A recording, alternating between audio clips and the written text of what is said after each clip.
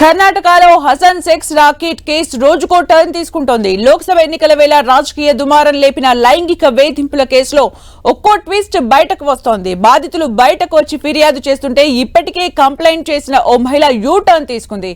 మరోవైపు ఆరోపణలు ఎదుర్కొంటున్న ఎంపీ ప్రజ్వల్ రేవణ్ణ ఇంకా విదేశాల్లోనే ఉన్నారు.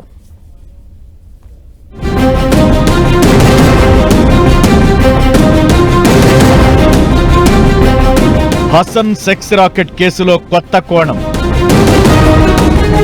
ప్రజ్వల్ రేవణ్ణపై ఆరోపణల్లో రోజుకో ట్విస్ట్. కర్ణాటకలో సంచలనం సృష్టించిన హసన్ సెక్స్ రాకెట్లో షాకింగ్ ఇన్సిడెంట్స్ బయటకొస్తున్నాయి. బాధిత మహిళలు ఒక్కొక్కరుగా తమ గోడును వెళ్లబోసుకుంటున్నారు. జేడీఎస్ ఎంపీ ప్రజ్వల్ రేవణ్ణ అరాచకంపై ఓ మహిళ సంచలన విషయాలు బయటపెట్టింది. తన తల్లిపై 5 ఏళ్ల క్రితం బెంగళూరులోని నివాసంలో ప్రజ్వల్ అత్యాచారానికి పాల్పడినట్లు ఆరోపించింది. తన తల్లికి కాల్ చేసి వీడియో కాల్లో తనను న్యూడ్ గా మాట్లాడాలని బలవంత పెట్టేవాడని వివరించింది. తన తల్లిని హెచ్డి రేవణ్ణ కూడా లైంగికంగా వేధించాడని ఆ మహిళ ఆరోపించింది. ఎంపీ ప్రజ్వల్ రేవణ్ణ అభ్యంతరకర వీడియోల వ్యవహారంలో అనూహ్య పరిణామం చోటు చేసుకుంది. ఆయనపై నమోదైన లైంగిక ఆరోపణలపై కేసులో ఫిర్యాదు చేసిన ఓ మహిళ మాట మార్చారు. పోలీసుల ముసుగులో వచ్చిన కొందరు వ్యక్తులు తనను బెదిరించి తప్పుడు కేసు పెట్టేలా ఒత్తిడి చేశారని మహిళ తెలిపింది.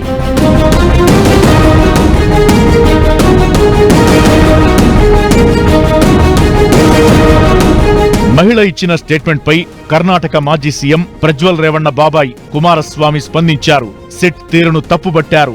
సిట్ అధికారులు బాధిత మహిళను బెదిరించారని ఆరోపించారు. చెప్పినట్లు స్టేట్మెంట్ ఇవ్వకపోతే వ్యభిచారం కేసు నమోదు చేస్తామని భయపెట్టారన్నారు.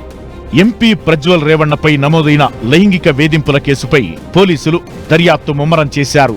లోక్సభ ఎన్నికల ముందు ప్రజ్వల్ రేవణ్ణవిగా చెబుతున్న అశ్లీల వీడియోలు సోషల్ మీడియాలో సర్క్యులేట్ అయ్యాయి. ఆ తరువాత ఓ జేడీఎస్ మహిళా కార్యకర్త కంప్లైంట్ చేయడంతో ఇష్యూ వివాదాస్పదమైంది. ప్రజ్వల్ రేవణ్ణపై కేసు నమోదు చేసి దర్యాప్తు చేశారు పోలీసులు. ఆ తరువాత పలువురు మహిళలు ఫిర్యాదు చేశారు. ఇంతలోనే కంప్లైంట్ చేసిన ఓ మహిళ కిడ్నాప్ ఘటనలో ప్రజ్వల్ రేవణ్ణ తండ్రి హెచ్డి రేవణ్ణపై కేసు నమోదు చేసి అరెస్టు చేశారు పోలీసులు. ఆ తరువాత కోర్టు బెయిల్పై బయటకొచ్చారు హెచ్డి రేవణ్ణ. లైంగిక ఆరోపణల వివాదం తెర మీదకొచ్చిన వెంటనే జర్మనీకి వెళ్లిపోయారు ప్రజ్వల్ రేవణ్ణ. సిట్ టీం 2 సార్లు లుకౌట్ నోటీసులు జారీ చేసింది. ఆ తరువాత అతనిపై సిబిఐ బ్లూ కార్నర్ నోటీస్ జారీ చేస్తుందన్న వార్తలు కూడా వచ్చాయి.